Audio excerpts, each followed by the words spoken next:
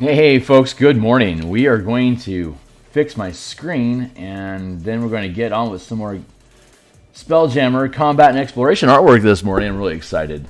We are going to, let me get through my intro spiel here real quick, check my signal, make sure I'm coming through, and then we'll get to work here for 90 some odd minutes.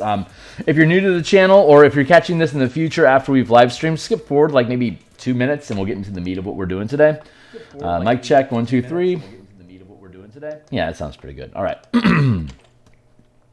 Let's see. Let me prep up my intro here, and then we'll get things going. Okay, hey, so my name is Phil Kearney. I create role-playing games. I illustrate them. I publish them online. I've been focusing my attention on Dungeons & Dragons 5th edition for the past 5 years. There is a slew of work that you can already view that I've published on the DMsGuild.com that are in the description down below. All those stuff that I publish under my label on DMsGuild has extensive free previews. So if you are here for pixel pushing and artwork, there's about 150 different illustrations among the different pieces that are available there. If you click on, if you're on a desktop, when you go into each individual book, there's a button that says full preview. It'll pop open a PDF. If you are on a mobile device, you'll see an eye icon instead on the right-hand side of your phone. And you can click on that. Either case, it throws open a PDF. You can check out the documents that we have in there. D&D enthusiasts, I'm a DM. I run games from level 1 to 20 in about 200 to 250 hours. So the things that I build are meant for other players, are meant for players and DMs alike to use for different kind of campaigns. Most of the stuff that I build are for games either that I'm currently running that I needed new tools for that were cool enough for me to publish, or they're cool ideas that I want to build a campaign around, so I want to develop the content to the point where it can actually be ran as a game, and thus I publish it. So check out that stuff there. If you think some of it's cool, consider making a purchase to support, the cause, which is more stuff. So you can follow me on Twitter at Phil Kearney, X at Phil Kearney, and let's see, the best way to support the channel, honestly, is like, subscribe, hit the bell icon. We're at 230 subscribers. We're trying to get to 500. That's my first major hurdle, or my first major benchmark milestone. First major milestone for me is the 500 subscriber mark. When we get there, the brushes that I use, I'll post the brushes that I use on. I will publish them on my Patreon for the ASB file that I use for all my brushes. I'll provide those for free for people when I get to 500 subscribers. So if that's something that's interesting to you, then hook up and come along. So we're currently on episode 253 of this book, and so we built this book cover maybe like around episode 15. So you can go check that in the Wayback Machine in the playlist. So I build role-playing games, I illustrate them, and I publish them online. This cover is a good example of an illustration that I could produce for a role-playing game. Like I said, I play test the content I create. We send it off. If it makes sense, then we hire an editor. They'll wordsmith the stuff to make it sound good. At the end of the process of the editor's work, we get the text back. We then drop it here into, I use Microsoft Word for my processing, but you can use any layout program that you want, but Word's cheap for me. I already have it. So once it's all done and we have all these gaps in the page where we can put artwork in, we'll extract this page as a PDF. We'll then come over here into Photoshop and drop that page into Photoshop for us to then paint directly on. So when this is done, we'll extract this and we will drop all the artwork that we've been doing into the book all together. Once we do, we seal it into a PDF. We add all of the tokens that we've been making for the past year, and then we put on the DM down below with a free preview for you guys to check out the end result. If you think it's cool, consider making a purchase. This one's taken 15 months so far since ideation to creation. So it's been an absolute joy in creating it. And I'm looking forward to not only running my home tables at 20th level right now, so we're about to ascend through this campaign into the next campaign, and what they want next is Spelljammer. So I think this will be finished right before we start the campaign.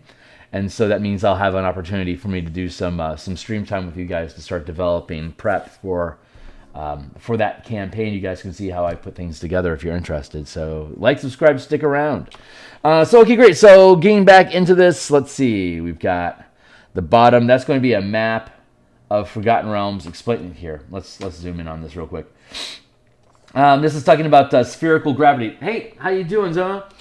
So we're talking about spherical gravity on this page. Objects that occupy a space larger than 10 miles, such as moons and stars, generally possess spherical gravity. When a smaller object enters the space of an object with spherical gravity, it naturally falls towards the object at the current speed or at 500 feet per round, whichever is faster, until it collides with the object. So travel in spherical gravity. The amount of time required to enter wild space from the surface of a planetary object is determined by the size of the object and spelljamming helm. So we have two helms, right? We have the major helm and we have the minor helm. Minor helm can empower ships that are up to 50 feet in size. Major helms can empower ships up to 500 feet in size.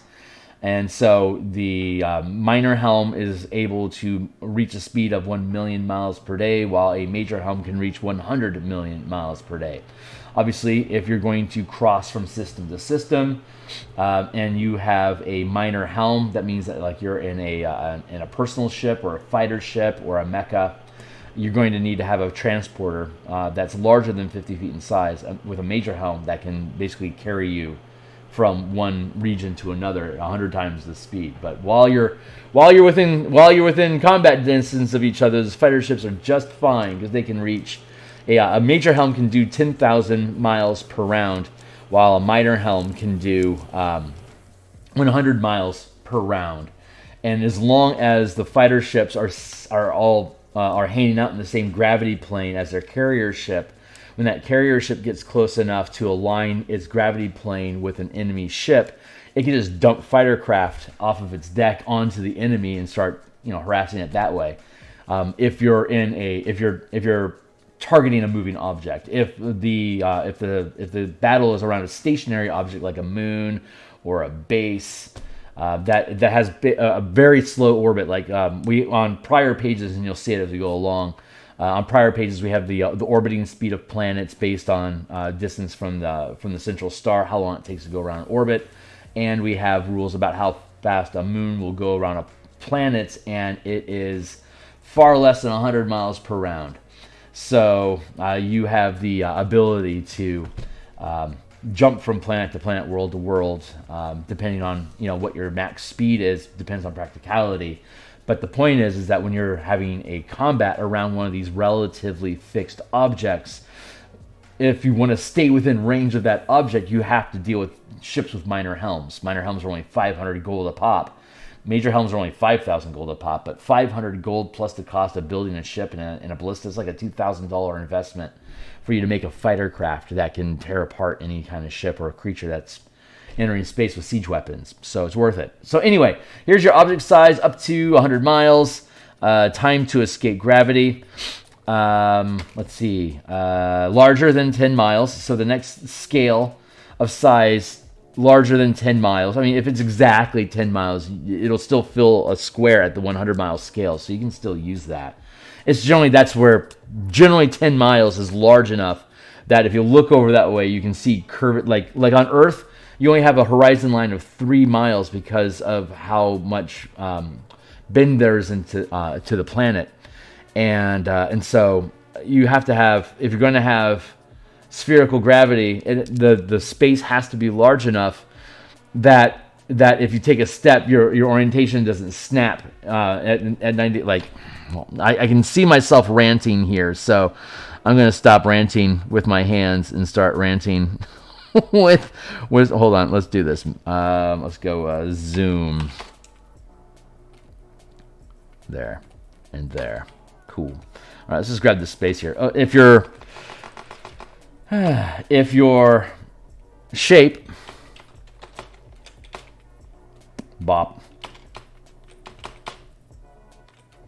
if this is only 50 feet across, if I'm standing here and I'm standing here, this and this are different gravity planes. But if I throw something, it's going to curve around like this until it hits, and that's kind of clumsy at this size. Like if I'm literally this big, like this would be a 10 foot. In this case, proportionally, that's 10 feet. But at the same time, if this was, oh, that's what's going on. I'm using the wrong thing. Thank you. But if this was like 50 feet, I'd be more like this tall here. But I would still have somebody here. You see, you can't. Spherical gravity gets really difficult. Check out like the 6th season of Rick and Morty, the 5th season of Rick and Morty, to see tiny worlds and how complicated they are. But if you're at a 10, if you have at least 10 miles, I mean, like if this is like only 500 feet, then having a gravity plane is fine, because then you could, dip down, you can climb up like this, but there's an absolute surface where things can grow on here and things can grow on here. Once you get to the 10 mile scale, it's so large that your character's insignificant on it, and so you have the opportunity to actually have rotation around a planet and not have to worry about, like if this was cut in half like this and you had to worry about dropping something. Like, it's so huge, the spherical gravity actually works. Hopefully you guys get what I'm talking about, because gravity planes versus spherical gravity is probably the most interesting aspect of Spelljammer lore that was produced. But it makes sense on figuring out how to make gravity work. Like at some point, your two-dimensional object bloats out so much that it curves the gravity space. So this kind of warps and then distorts and then becomes spherical over time, if it is like a growing thing that continues to collect more and more stuff to it, like a planet might. Anyway, so spherical gravity, that was horrible. I will not put that in the final presentation. For example, Trill is approximately 8,000 miles in diameter, occupying a 10,000 mile space here. A spelljamming craft can escape Trill gravity in 10 minutes by entering an adjacent 10,000 mile square. Meanwhile, it only takes a vessel 1 round to do so. Vessels have major helms. A spelljamming craft. We already defined earlier on that craft are use minor helms, while vessels generally use major helms. But a major helm can use a fighter craft that's 50 feet or smaller can also have a major helm placed on it and go 100 million miles per day. It's just that minor helms are more affordable for ships that you don't plan on doing interstellar travel with. But I should change the language on that. A spelljamming craft, I should really change that, because the framing is around major and minor helms, not around craft.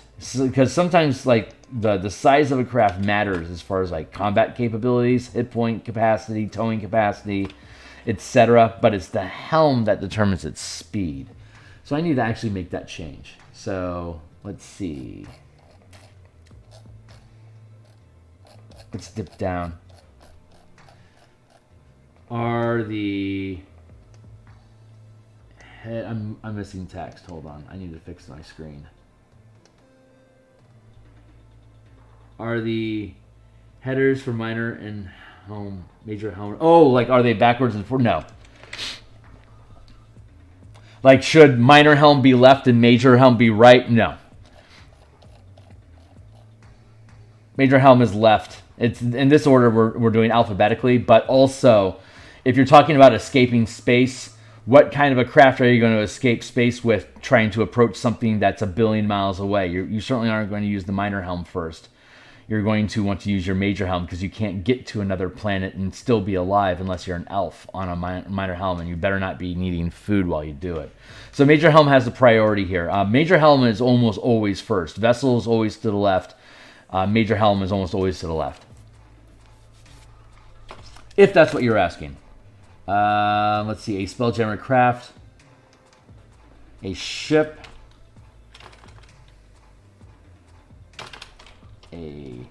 ship with a major helm. You don't have to italicize major helm because it's not the official title of the magic item. In 10 minutes by entering an adjacent 10,000 mile square. While,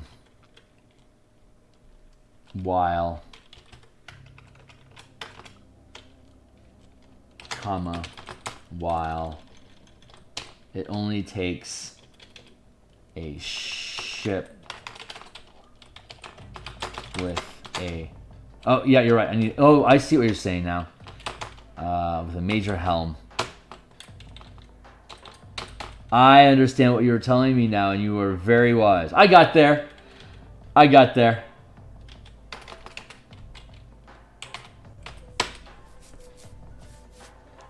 But I should reverse that. A ship with a major helm can escape total gravity in 1 round. I understand what you're saying now. Thank you. Sometimes I'm derpy.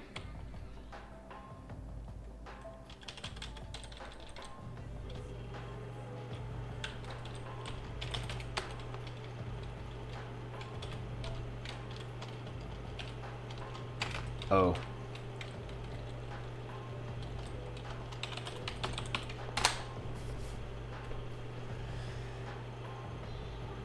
Yes.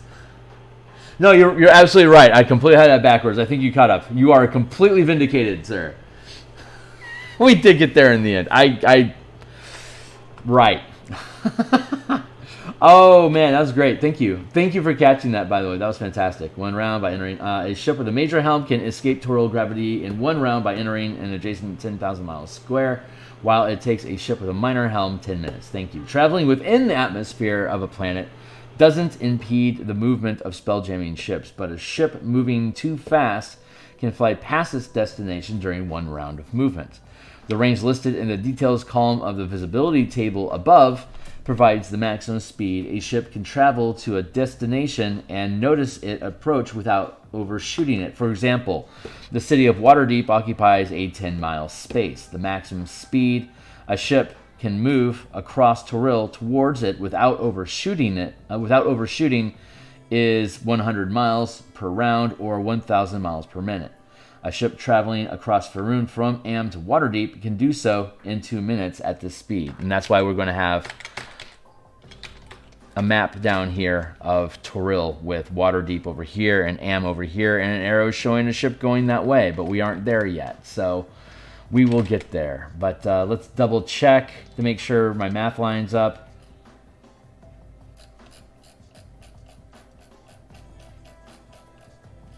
I read these pages over and over again, and I've only just now gotten down to reading these pages, and they are being properly edited. Let's see.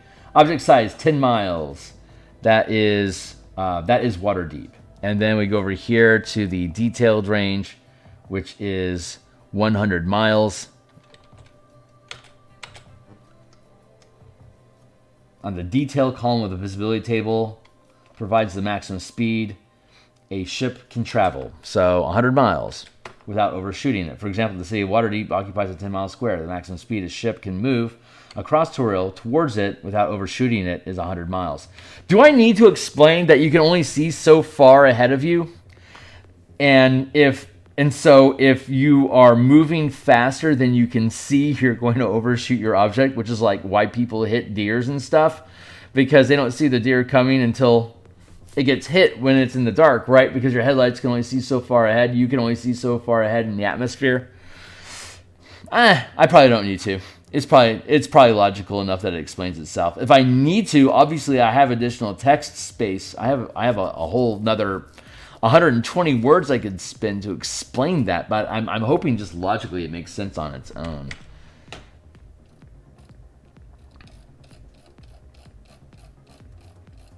Because a round is the shortest increment of movement. So if you're moving more than 100 miles per round, you're going to overshoot the 10-mile object because the object's only 10 miles. So if I'm going to move 100 miles in a round and I'm only 30 miles away from my destination. If I'm moving 100 miles per hour, I've obviously overshoot it.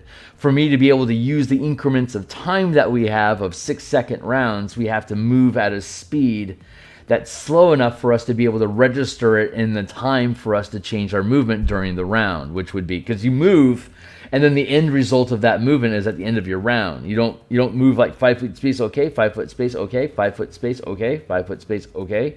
You move 30 feet or however many feet in your round you want to move, and you make that movement in a round, and you have consequences if you stumble into something. You don't pussyfoot 5 feet at a time in combat. You make your movement and you make your best bet with it. So similarly, if you're moving 100 miles in a round and your target's 20 miles away, you have vastly overshot that target. You're going to have to come back at the 10-mile scale so that you can actually intercept it. And if it's only 20 miles away, then if it's 10 miles away, it's going to take a minute for you to get there. Big wow.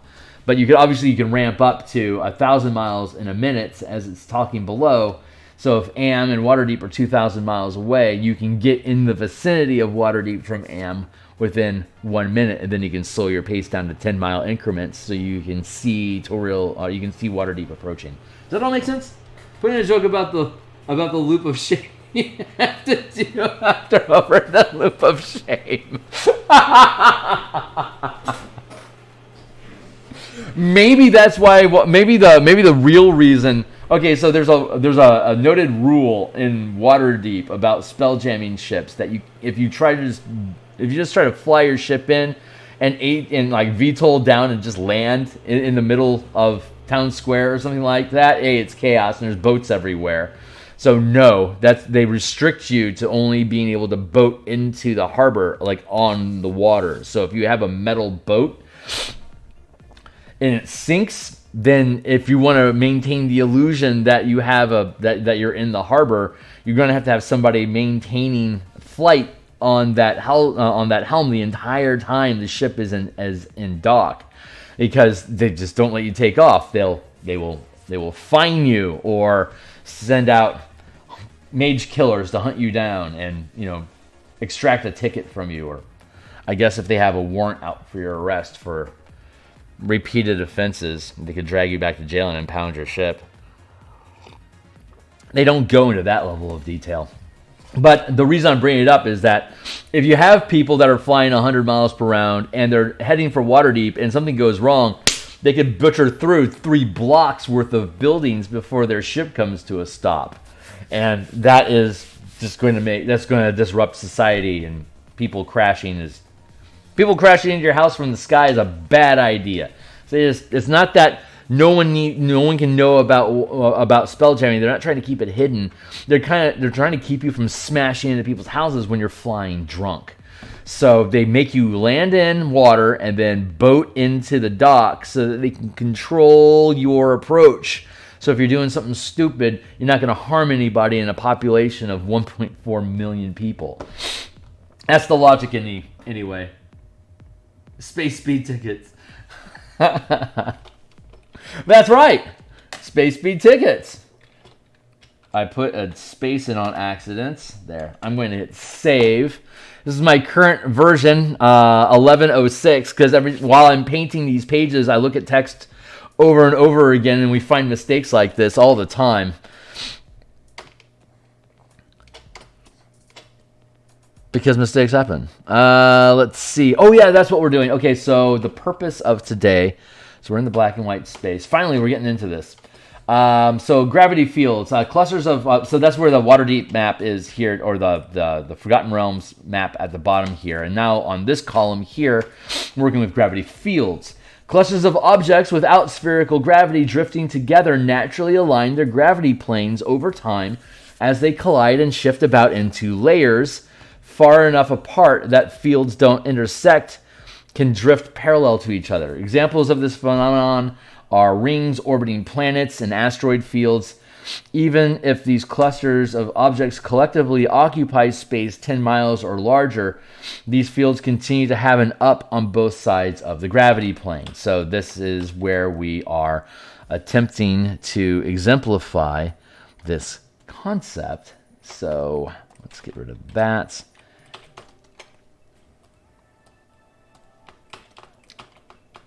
So we're looking at doing something like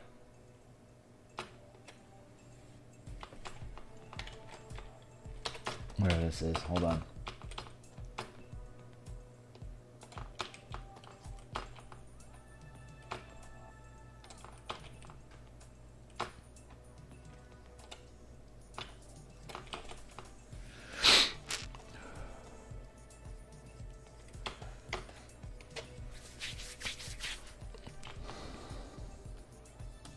My hair is absolutely infuriating me this morning. Itchy on my face. So this is the idea here.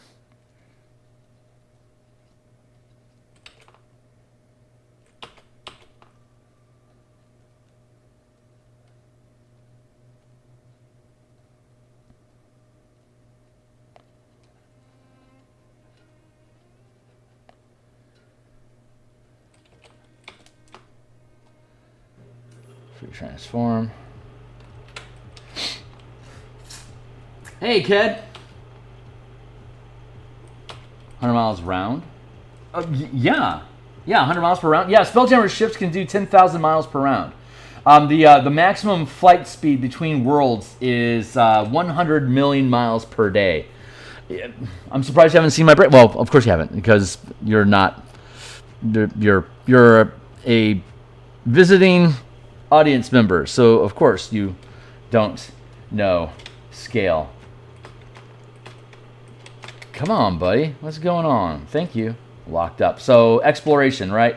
Scaling distance. The distance a ship with a major spelljamming helm can travel uninterrupted is 100 million miles per day, while a ship with a minor spelljamming helm can travel 1 million miles per day. This can scale down to convenient measurements of approximate distance over time while traveling in wild space. Travel time, 1 day, 100 million miles.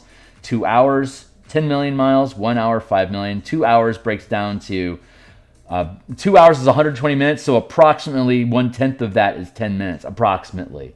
So 10 million miles, 1 million miles in 10 minutes, which is 100,000 miles in 1 minute, which is 10,000 miles in 1 second. That's how you break it down.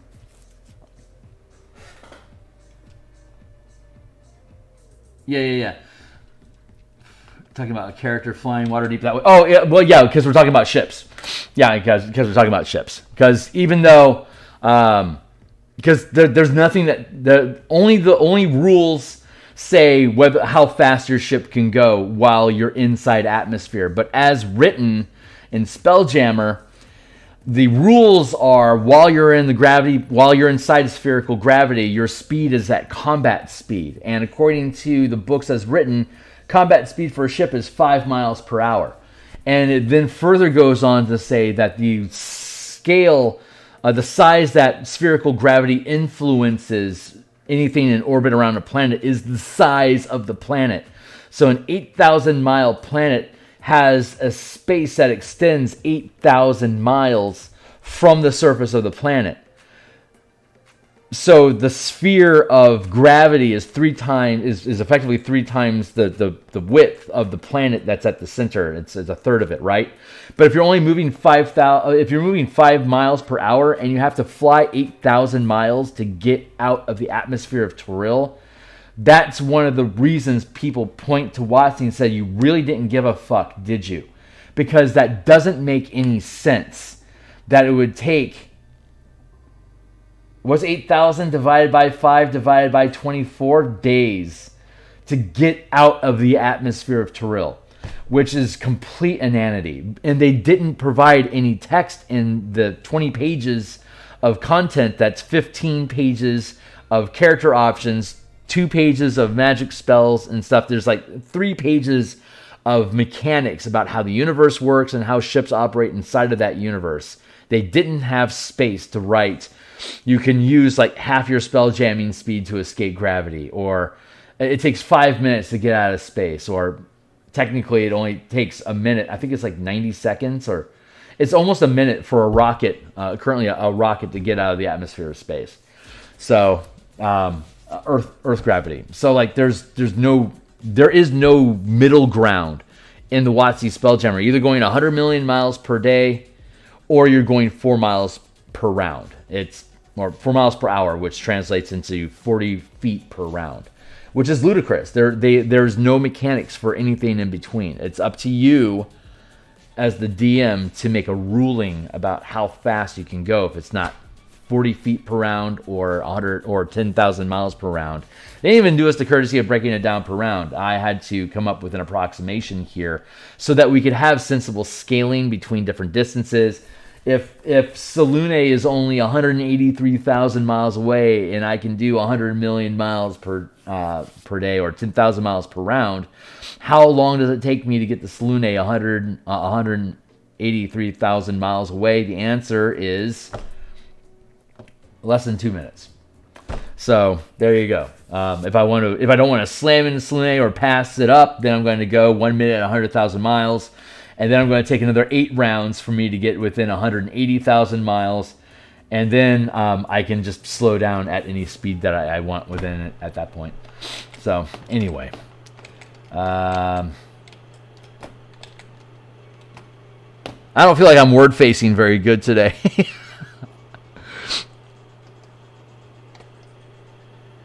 But yeah, that's the physics that go on inside there, and that's a little snippet as to why people can't just be content with what Spelljammer is, because if you actually start playing a campaign and you start running into real world issues like how long is it going to take me to get there, you don't have an answer. WotC did not provide an answer, so that's where this source of issues comes from. Anyway, I'm not trying to punch up. It's just trying to use basic logic makes you punch up.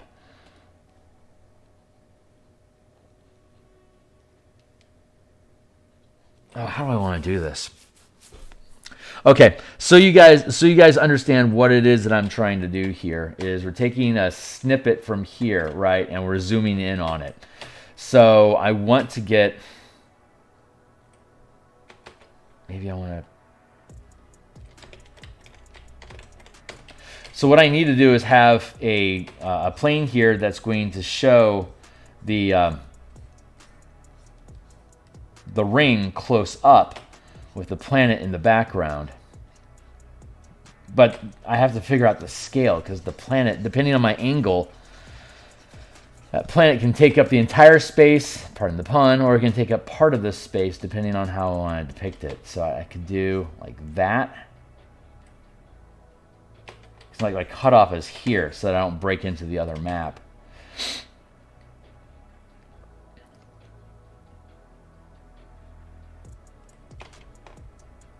Like, this is the size of rocks. Like, if we're talking like a rock has to be less than 10 miles in size to be able to maintain a field of gravity like this, then like this is the largest. Like, these are less than 10, like 8, 9, up to 10 miles in size, but not larger. You could theoretically like have, I guess, a larger rock like this that could have spherical gravity. Like, this could be like a 30-mile rock, but if I did, then it's going to basically be a moon, and anything that goes near it is going to collect to it, and it's going to grow over time because more stuff keeps gathering to it, and it becomes a moon in time. That's not what we're achieving. You generally don't have, like, if the object is small enough to fall into the gravity plane smaller than 10 miles, then it's going to get caught in this gravity plane. So like, this place acts kind of like as a garbage collector for debris in space to kind of skip into and then settle into. If it's larger than the than 10 miles, then when it stumbles through a gravity field like this, it's going to keep going. This gravity isn't going to stop a 10-mile object.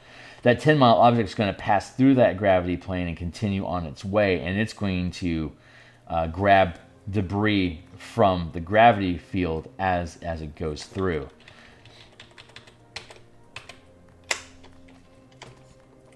And these basically sit outside of the gravity plane of the planet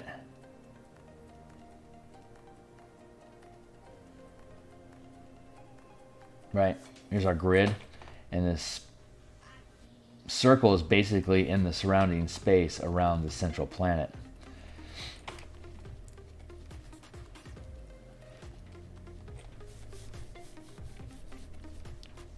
Is that something that I need to... Do I need to illustrate that?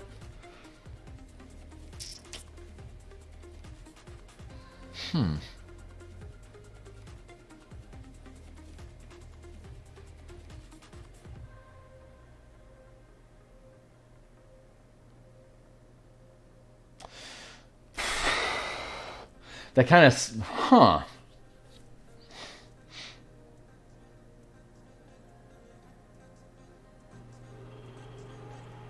I'm trying to... This is the job. Yeah, I don't understand why watching into limited. Yeah, you know, it's because it was simple. Because they didn't have any page count, so they filled half of the rule book with pictures. They have 16 half-page illustrations on where mechanics about ships could have gone. Like when they did all those deck plans for ships, they could have put 2 ships per page. But like, well, that seems awkward. So we have all this. Like they only needed like a half. If they had a half page of a map, and then they have the stats for the ship, and then they want an illustration. They either do a half page illustration, or they do a quarter page illustration with a lot more mechanics about the ship, or they leave all of the maps off in its separate book, like the original box set did. It was a separate little book, like it could have been part of the Monsters Menagerie or something. It could have just been like, I don't know, Monsters and Mecha of Space or whatever. They could have changed the title and included the ships in with the monsters, so that it was a more useful document beyond just being a monster manual. And they didn't have to make up things like a murder comet or whatever. They could have gotten rid of the Dark Sun content and just provided ships in that book. And then they could have opened up 16 pages of text space inside of the rule book and provided a lot more mechanics inside of there. But that would have required development time and research and thinking and time. I'm just one guy. But it took me about 6 months to figure out all the mechanics that I'm using in this book, and then I had also spent about a year of time working on like larger scale stuff in general. So I was already thinking about scale and how vehicles through Descent into Avernus, how vehicles can interact inside those larger spaces. So I don't blame WotC for not having done it. I'm just disappointed. Just like with Color Mana, it can be done, so I'm disappointed that the people that own the IP didn't do it. Like, I think a lot of content creators are mostly just frustrated DMs that have an overdeveloped sense of do-it-yourself. So I'm punching up again. Apparently I'm tired. I think I punch up at WotC when I'm tired. Not a good habit. Yeah, well, okay, that's fair. I am forgiving of their transgressions, I suppose.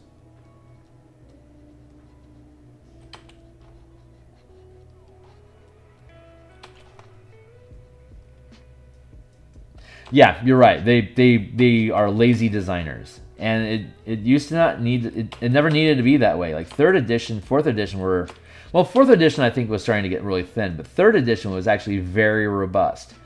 Had very technical, mechanical, scalable rules, like with all their Spelljammer, like with magic item creation is a really great example of how WotC has the capability of building much more complicated design than what 5th edition is going to do. I almost feel like they think. People that are too dumb to do math, that's our core audience. And it's just like I like role-playing games that like assume that you are intelligent enough to understand complicated concepts, that if you can explain things simple, obviously it's better, But making it overly simple because you don't think that your audience is capable of figuring out what you're talking about, I think that's insulting and it's limiting. And it's unfortunate that that's the attitude of a corporation that is a publicly traded company, which is the most significant problem. They can't afford to limit their audience if they're going to have a 7-digit income off of this hobby. Who I don't blame are the main designers, though, especially the hired for. Yeah, because obviously they're capable of doing really deep design. Like I said, Savage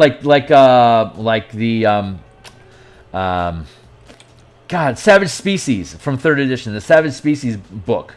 It was like a 215-page book on how to convert monster CR into character levels. Like, if you want to be a fire giant, you're going to have to start at 13th level, but here's how that class breaks down. And then they showed like examples of character progressions from level 1 to 13 as a fire giant. Like, if you want to evolve from a giantling into a fire giant, here's the 13 level campaign progression. Or if you're just going to start at 15th level, you're a fire giant plus 2 levels of whatever it is that you want. Like, that was a level of mechanical depth that Wizards used to be capable of providing until I guess they realized, I guess no one cares? Is that what they realized? I don't know. It's interesting. But yeah, it's not the designer's fault. The designers will run with whatever they're given the opportunity to run with. It's pretty obvious that they're being shoestringed. I'm just duplicating the same picture again. That's not what I'm intending to do. But I guess I got to be here for me to be able to figure out my angles, right? So if I'm going to scale in on this, at what point?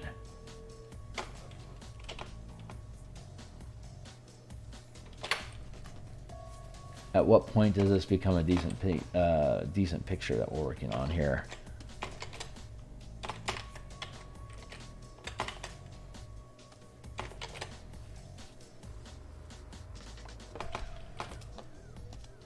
Free transform.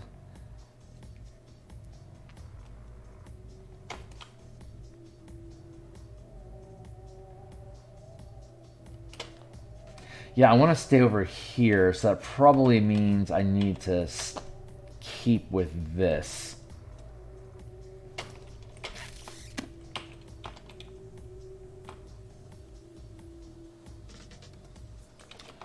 I'm having scope and perspective issues at the moment. This is why I get paid the big bucks. Figure this shit out. It was Matt Kaneda, who I like to quote as the first person who I heard this statement, which is, illustrators are problem solvers. The problem is that you're imagining something that doesn't exist, and you need to show somebody what it looks like. Illustrator's job is to convert imagination into paintings. So we're constantly trying to solve the problem of what camera angle do we need to use? What zoom do we need to use? Who needs to be positioned where? We have to set the stage and take the perfect picture through our mind by pushing pixels.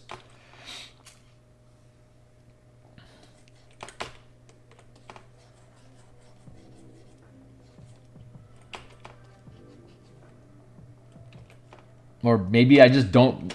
A map of Toril is not really necessary. I could sacrifice this lower portion here.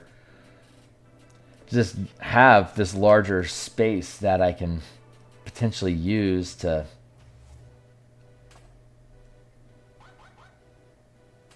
express this stuff.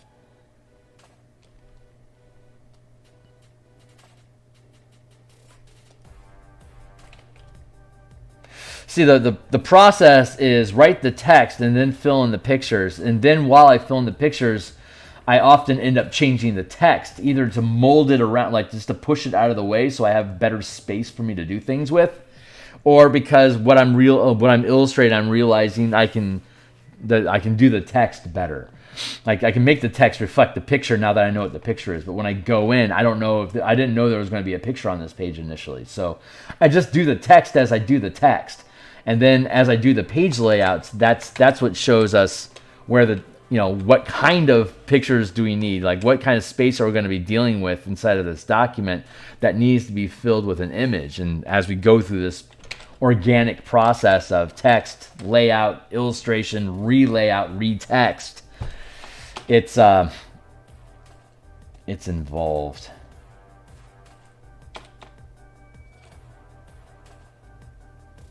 I respect the formulaic approach of like quarter page, half page, eighth page, full page, 2/3 page, 1/3 page, like having set sizes that you can more easily just plug and play, but it tends to result in less artwork. Like the artwork becomes less couture or specific to the page.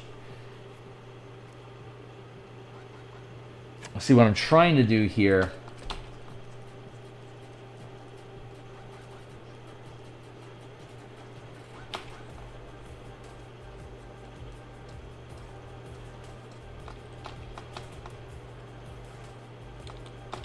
Yeah, these lines aren't doing me any favors. I'm not trying to build a grid out of this. That is not what I'm trying to do. What I'm trying to do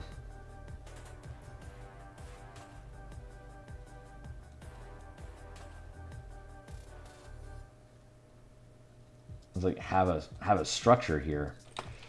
And asteroids, and like you can have ponds and little bodies of water scattered throughout these things. Because it's just a series of asteroids, right? What I'm envisioning here is like you have one asteroid here, and you have another asteroid here, and there's like a world full of swinging bridges that are just loosely connecting these bobbing stones back and forth. Because this one's going to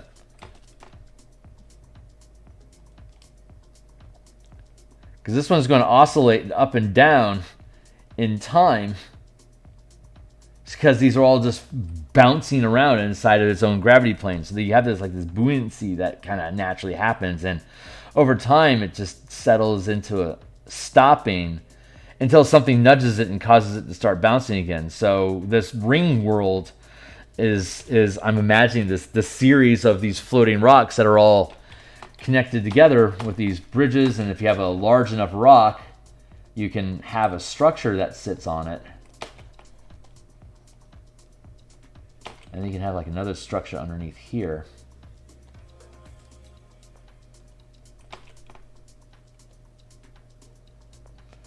This is what I'm trying to depict as like this here is a snapshot of what we've got going on over here. And I haven't figured out my angle and perspective yet to be able to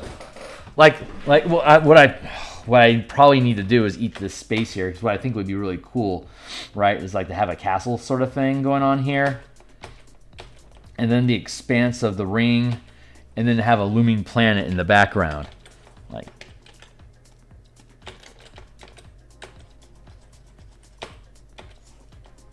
that, right? You've got your little kingdom here.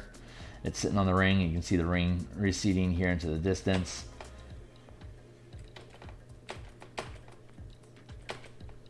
But I also want this space to be large enough to be able to there we go. To be able to have a body of water here. That's basically, God, I could do an entire book just on little biomes like this. Because if you have a bunch of asteroids that are floating around in an empty field,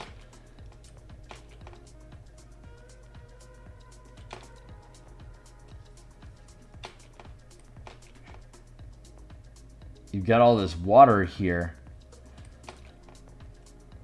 that has a top and a bottom too. So if you've got asteroids here that are surrounding a body of water, you can effectively trap this water in its own little disc that you could potentially fly into, punch through, and then come out the other side. It's like these water, like these are like zonauts. There's this thing in Ravnica. There's a thing called a zonaut, Z-O-N-O-T, that the Simic Combine control. It's Ravnica is a city that's completely encased the planet and grown out miles from the actual surface of the planet, and there's oceans down there. So the Simic Combine bores these holes through the city and maintains like these little open glades that lead down into open water at the surface of the planet, like miles deep trenches that fall into, and you can see like a little speck of water down there at the bottom. But if you dive down in, it's like a mile in size, and it just dives into this ocean that's, you know, God knows how many thousands of feet deep it goes. It's an ocean, and you'll eventually get to the ocean floor. So these things are called zonauts, and they're basically just holes that are maintained inside of the city, just like we're depicting here, except here in Spelljammer, it's that same effect is like with we're looking at these rings here. Like I could put a lake here, and I could put a lake here, and a lake here, and a lake here, and a lake here. But this grit here, for us to be able to have a society on it, you can still have rocks that are, you know, a mile or two in scale and still be within that 10-mile area to not be spherical gravity. So you can have these massive objects like this that's like 6 miles tall. So you have like a whole city on top of this asteroid here overlooking this puddle. So you'd have like this Tibetan style mountain path that would go from up here or like over here, and like there could be forest up here. There could be an entire atmosphere that exists on these rings here. It's like a ring world, right? That orbits this planet, that if you jump off the ring world, you'll eventually fall to your demise on the planet. But these would make really natural way stations for spelljamming ships because of how the gravity would cater to accommodating, you know, like you could have the up, like you could have the North Nation versus the South Nation. They hate each other, so they bounce back and forth between each other to wage war on each other and throw resources over the side of the ring because it'll bob up to the other side, and you can have people go collect it. So I'm trying to figure out how do I want to. I'm concerned. I've offered myself too trite of a space to express all these mechanical ideas. I'm just trying to say, like, all I really wanted in this column was, yeah, you can have a ring that it's an entire world that's a flat plane because none of the objects in the world are more than 10 miles in size. So you can create this massive, almost endless plane, flotilla plane that works in this planar, you know, this gravity plane we've been talking about. Now I'm getting into the meat of it. I think what I might just have to fall back on my initial thought was my initial idea.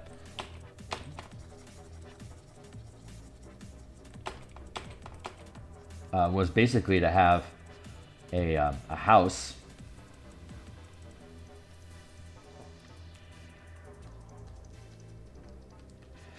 on the edge of an asteroid here with like some trees, and then have another asteroid over here, and like have an asteroid over here, and have like a swinging bridge that goes from that house to this house.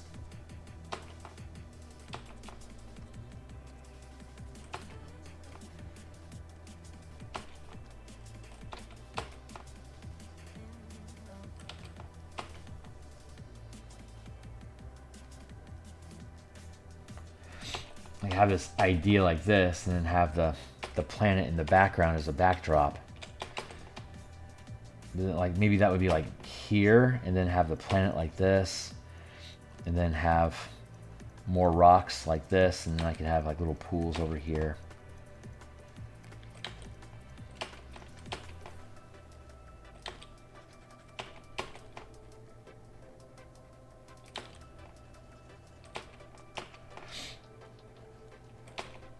The amount of asteroids that I've drawn in this book is a little absurd.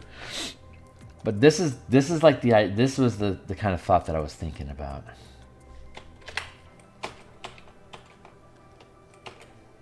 But I gotta.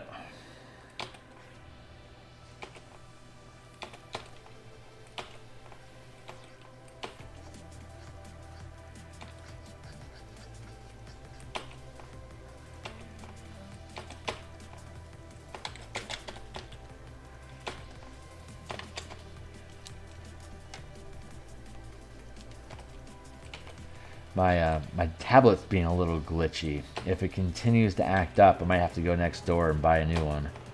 I live right next door to a Best Buy. They have like 5 of these Intuos 2s in stock right now. It's pretty great. If my tablet breaks down after a couple years, I can just walk over and buy a new one. Pretty fun.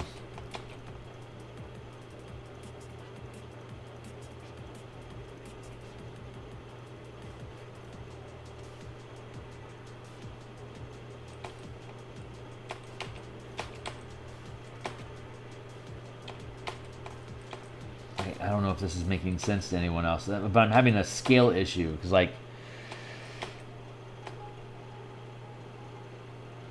even this is too big.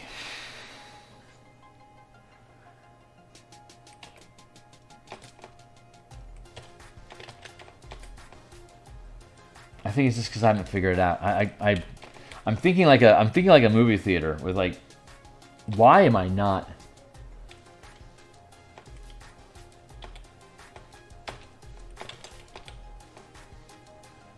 There it is. Thank you. Why are you glitching on me, dude? My tools are not behaving today at all. If I shore this up like that, I don't know if shore up is the right word, but I can potentially move down into a space like this, and then I can further extend.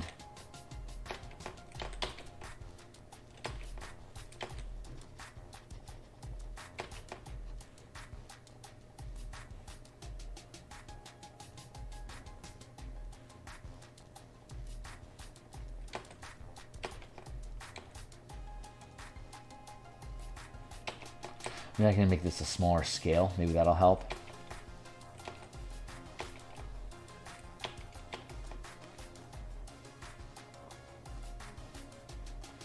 Oh, that's fucking cool. We can do like that. And we'll have to sacrifice the map tutorial that we were looking at, but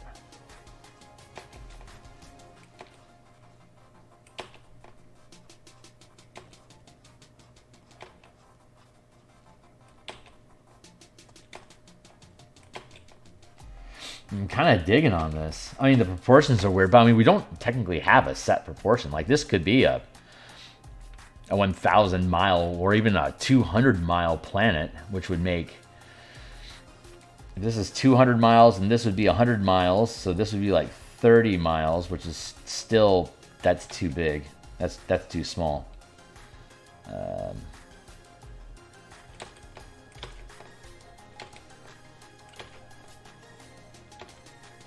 I sense feedback, and it is appreciated. But it would be hard to find a decent reference. Yeah, like you said, you start running into atmospheric. Normally, you start running into atmospheric disturbance after 3 miles. So I think like I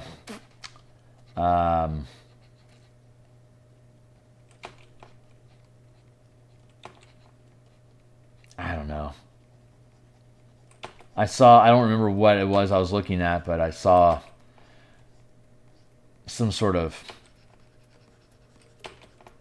documentary or something that had BS, like a computer-generated environment of somebody standing on Io looking at Saturn, and it just dominated the sky.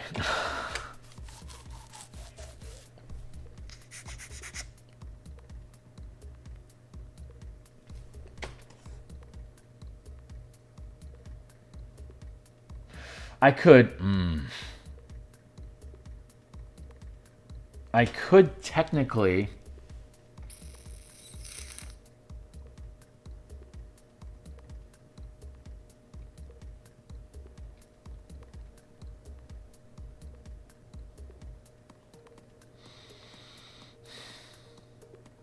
words for the. But it would be hard to, yeah. I love Savage Species, dude. That was a great book. Yeah, us too. We played Gestalt games. We'd start at level 22. And so Gestalt was you'd run 2 rungs, like 2 class levels, class progressions on each side, level 1 to 22 here and level 1 to 22 here. And the way that we would play it is you could do Savage Species and templates on one rung and then character classes on the other. So you'd have things like the Fire Giant, 13 levels of Fire Giant and then 9 levels of Psychic Warrior. And then down the other 22 levels, you'd have like 20 levels of Sorcerer and 2 levels of Fighter. Stuff like that. It was fun. It was sick fucking fun. That's what those kind of campaigns is what cut my teeth on like absurd levels of play. I DM'd like level 18 to 30 in 3rd edition for like 6 years. Planescape stuff mostly, fighting demons and just epic spells, doing absurd crap. And it made me quickly realize how pointless hit points are and saving throws and stuff like that at high levels, where it made me start thinking about creating tension through narrative and plots and character goals. Like, the more the characters can establish their own goals and take the reins of the campaign, the more that the DM can fuck with them. And that the threats don't have to be world-ending or soul-crushing or, lethal to your characters. But taking away their favorite pub is like, that's a viable threat that that a DM has to be wise about using. I learned a lot of, I would say in the 90s and 2000s, I learned a lot more don'ts than do's of how to treat people, especially of how to treat people and how to manage a table, how to be able to get motivation out of people, how to inspire camaraderie, how to not violate people's trust or take advantage of them. All sorts of horrible high school type drama mistakes and treating people poorly. And I had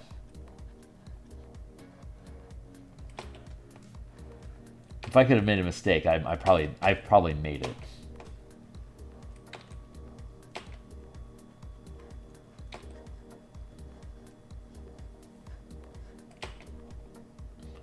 But that's how you learn. You have to go through all the horrible things and make all the mistakes and stick around long enough to actually do something with what you've learned.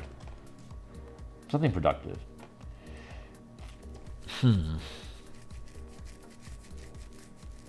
This could work. This planet here is too close for where these clusters of rocks are. But this could work.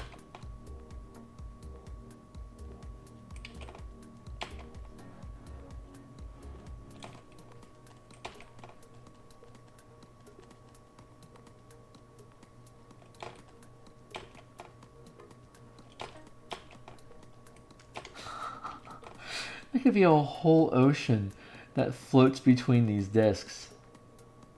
Like this, I could fill this. I could fill this blank in with ocean water. That's kind of cool.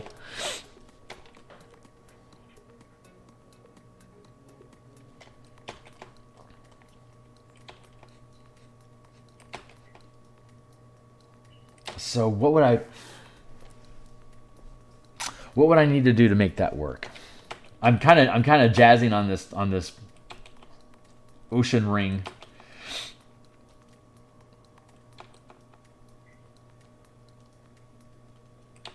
And that lets us have like little inlets here. Oh my god, this is so fucking cool.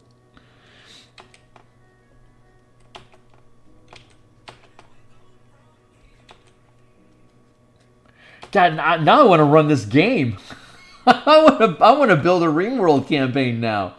Oh my god, how fucking fun is that?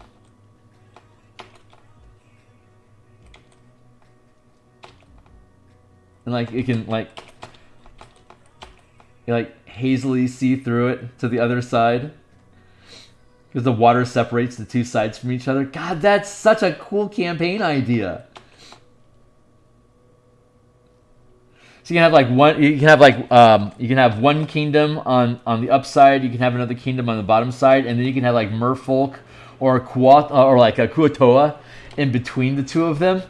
That you have to fight through the monsters between, but the monsters can't get to you because these rocks are like 200, 400, maybe like 3 miles tall. So like there's this protective, like you have to get down to the waterfront. And if you do go down to the waterfront, there's risk there of monsters, sharks and stuff eating you. But then you have to get across the water. So like you could have like normal boats, like have a normal boat campaign going across here. God, this is kind of cool.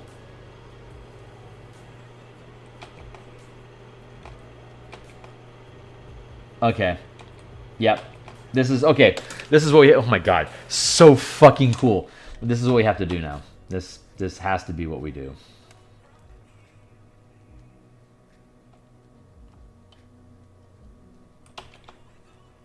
Wow.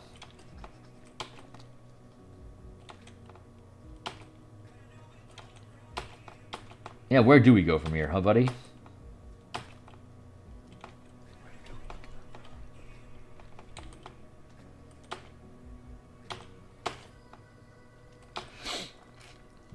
This over to this rock here, so you can open up more space and see this curve coming around.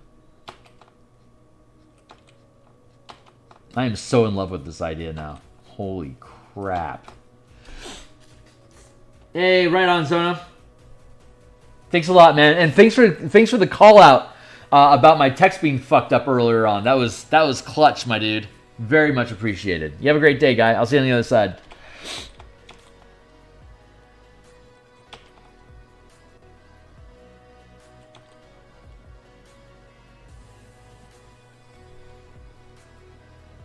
Oh, and we can just have open space here, and then we have the water here with the filtered space in between. Structure here, structure here. Maybe make the planet. We have a scale issue here. We're hitting this wall. I have to make these large enough, close enough, perspective-wise, but I also want to have like I want miles of rock. Like this is the water here. It'd probably be bigger than this, but even if this was to proportion, this rock portion here would be like this thick, and that's going to kill off a lot of this arcing band that we're looking at. God, I'm in love with this idea. Did not know this is what we were going to do today. We got here, though. I'm really happy about that. Let's see. How am I going to do this? Oh, I think what I do need to do is get this text moved. So,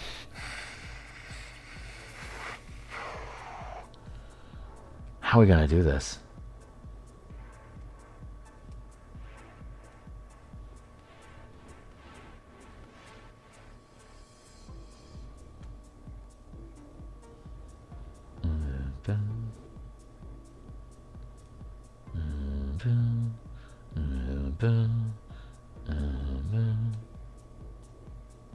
I need to move the planet down.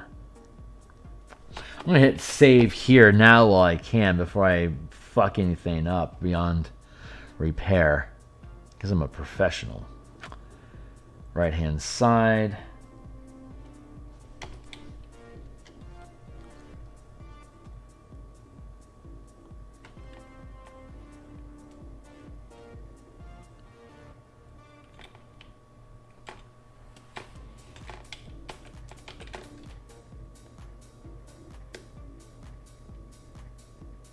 What does this button do?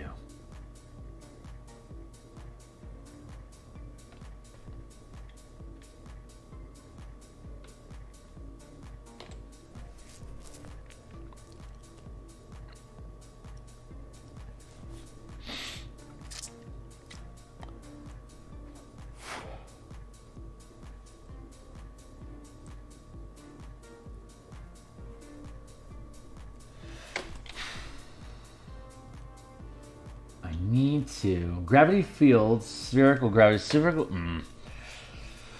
It makes sense to me that spherical gravity would come first because we're more familiar with what spherical gravity is. The logic makes sense to us. You know what? Maybe I don't need to. It's logical that I wanted.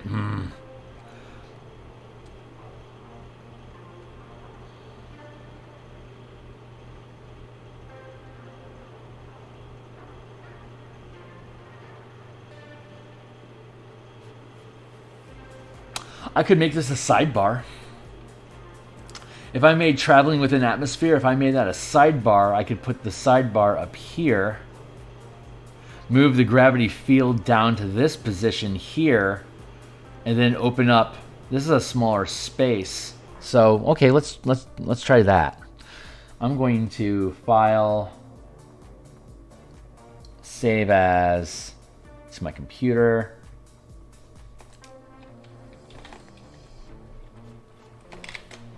What page are we on? Hold on. LeFou, I'm afraid I've been thinking. It's a dangerous pastime, I know. But the old man is Belle's daughter. His sanity's only so-so. I fucked that up because Belle is not that. Yeah, Belle's that guy's daughter. That's how the movie happens. 72, and now we are back at 66.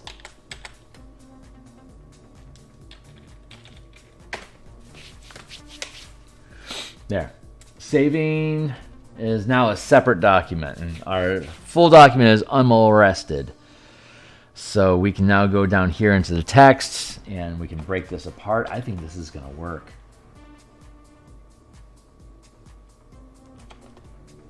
Oh my god, I am beyond excited now.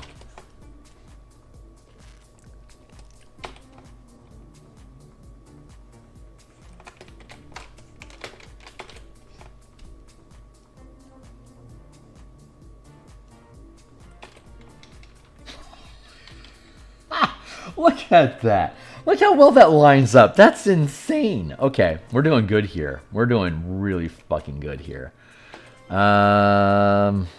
Here.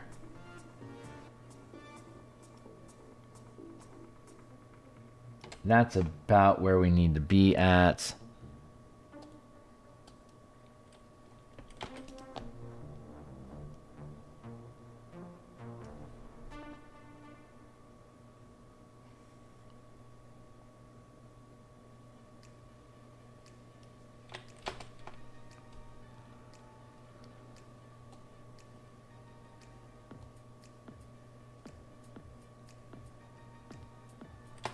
Roughly like that.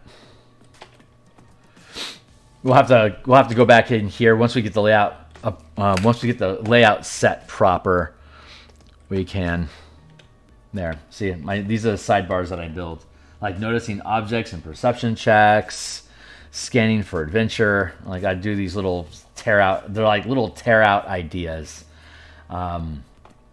False descriptions and while trying to find things in the astral sea, like just like these little side comments or like asides or like I think sidebars from a document composition perspective, if I'm not mistaken, and Ked, you might have an opinion if you're still around.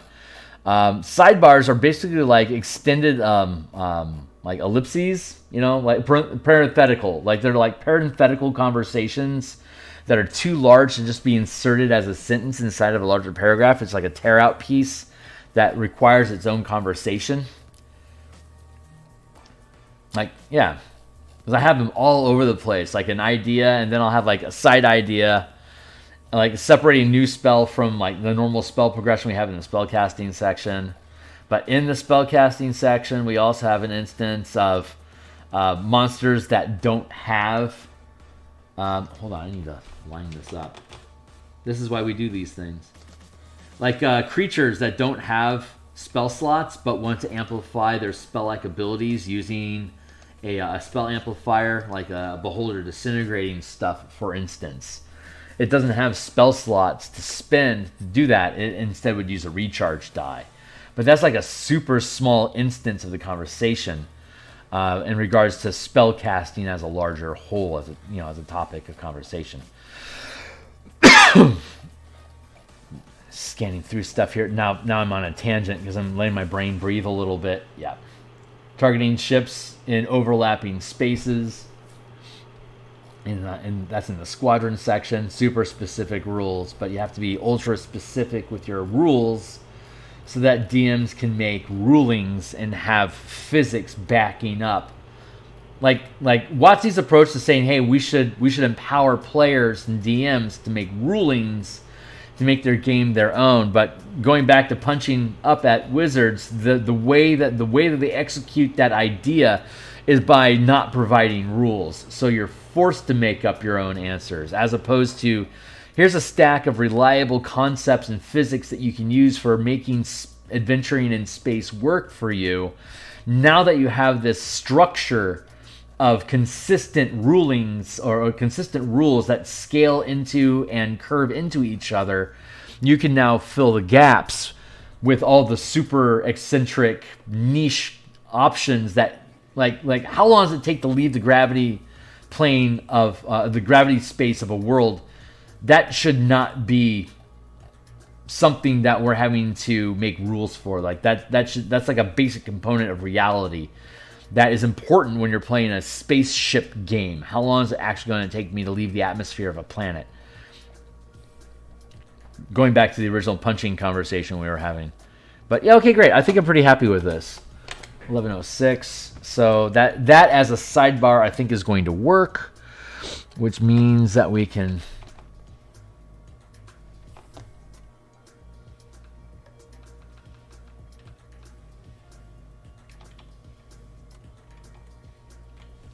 shift this to be more like this. Boom. I think that's gonna work.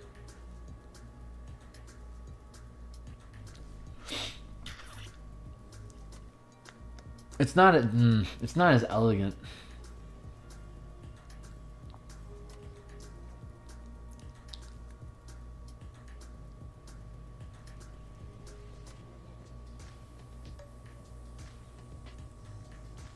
God.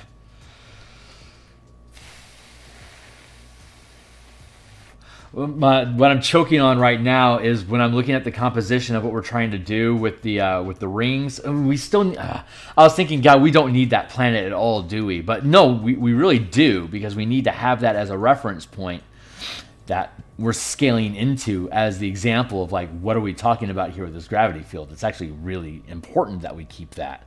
But now I'm looking at the balance of the composition, and I'm like, where exactly?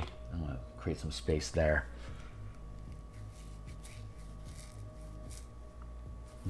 Maybe I only need to, I'm gonna duplicate this layer. I'm gonna hide the zoom.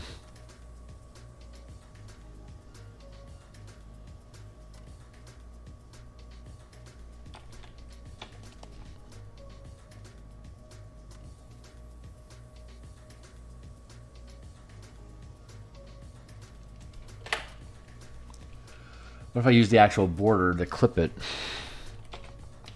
I clipped it.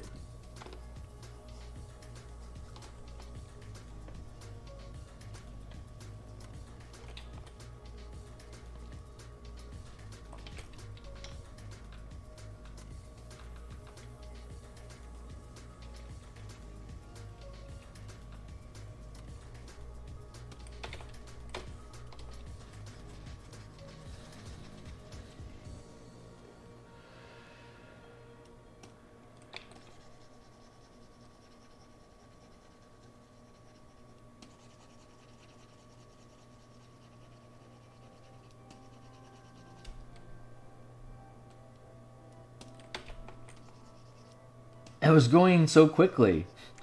And then everything changed and the Fire Nation attacked. God damn it, Fire Nation. This is going to be an infinitely better piece as a result of it, though. I definitely think this is the right direction to go in. Like, this is the right choice. No regrets. Cannot have any regrets here. Duplicate.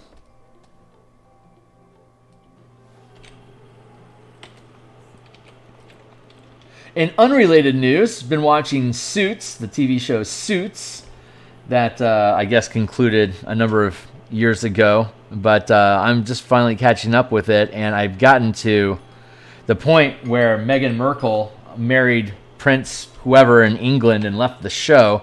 That's not really a spoiler alert out there. She's a princess.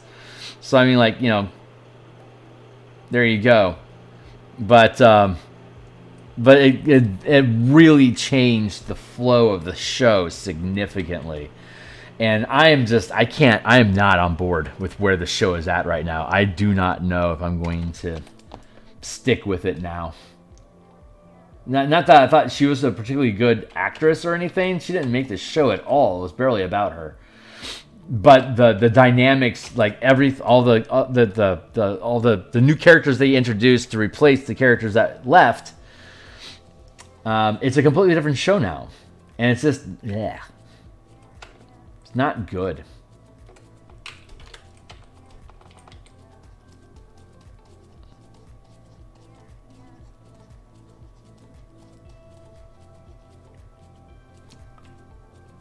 So I can do that, and then I can... Where am I at? Oh my god, 7:53. Ha! Time flies when you're having fun, son. I'm going to rearrange this text here.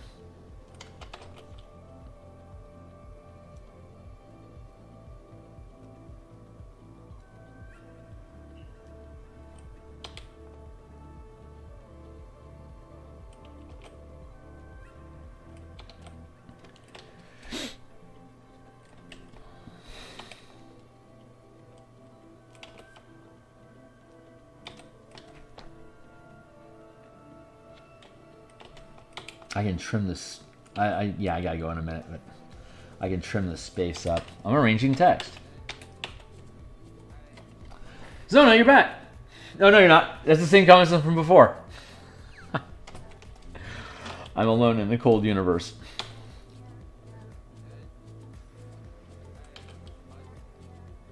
Rearrange the text.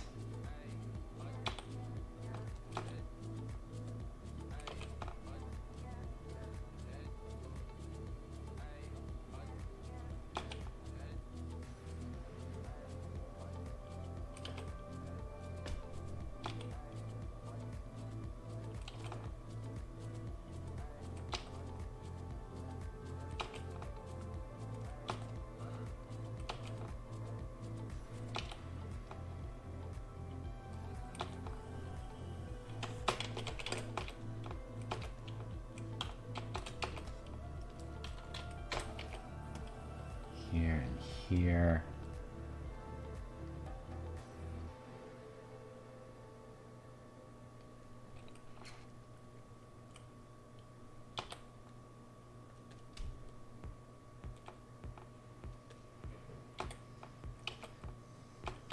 Oh. Merge down. Well, I'm going to finish rearranging these texts and then we're going to go. Hey, if you've stuck around long enough, chances are you think this stuff is cool.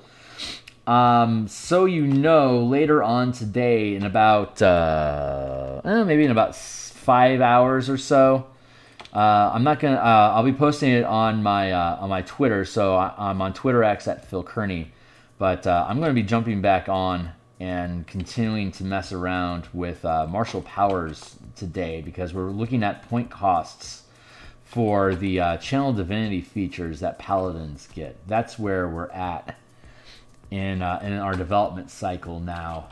So if you guys think that's cool, you can, if you like and subscribe here on YouTube, you'll get notification when I go live. And you can follow me on Twitter to get notification of when I go live there as well.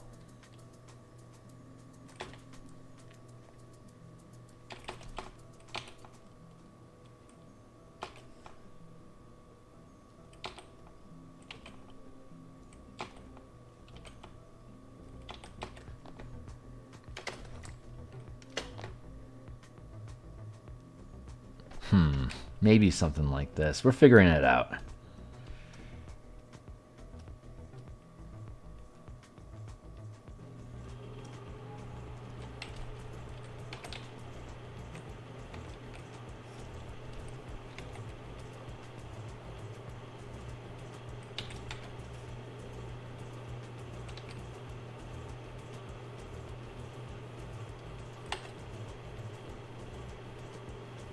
God, it would be great to get a shot of the planet in here, but the angles are wrong. Like, the planet would be over like this, like off the margin, and this would come around like that.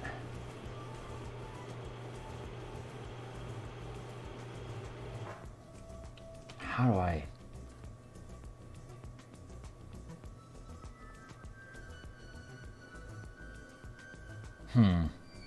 All right, well, I am out of time, so we're going to have to let that percolate overnight. I suspect the muse is going to feed me dreams of success, so...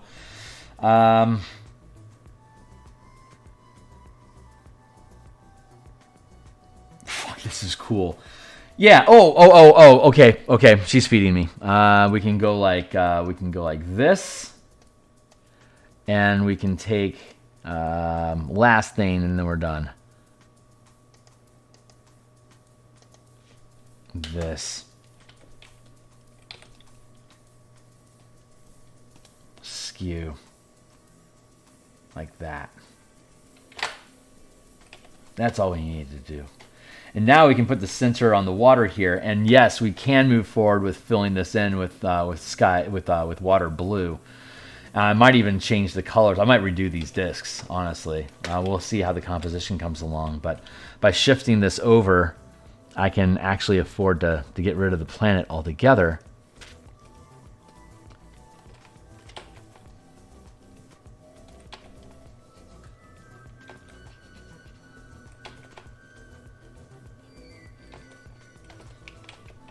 And that's going to give us more space over here.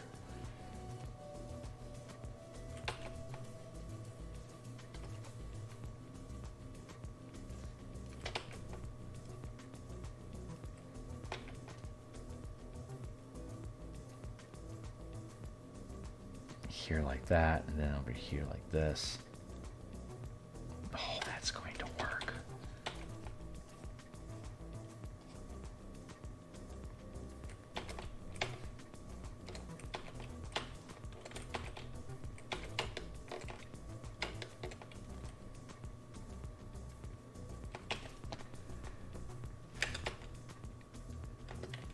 I don't need to do that. This is the idea. I think we've got something here.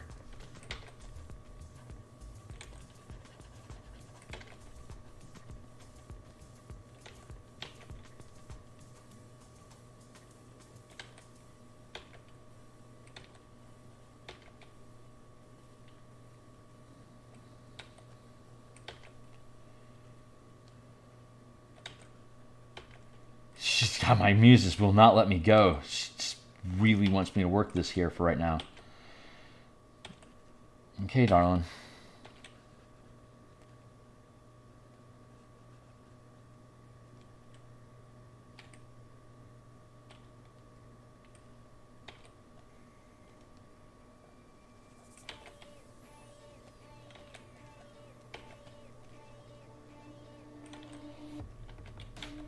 She rewards me with music.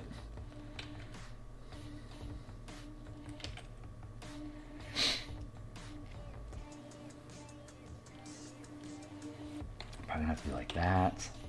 And pull this around like this.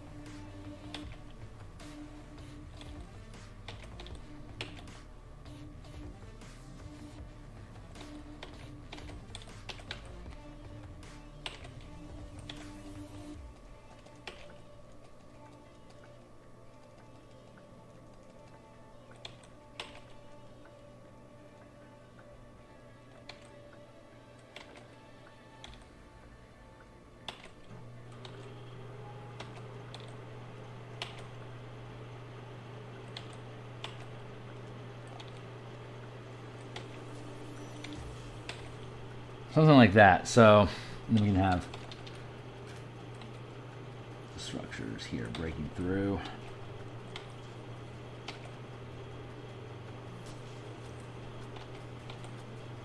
and take that text and probably work it like this.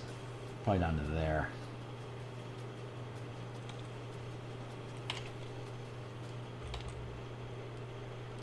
All right, I'm done for the day. That's where we're at. This needs to cook a little bit longer, but I think we have a good idea going here.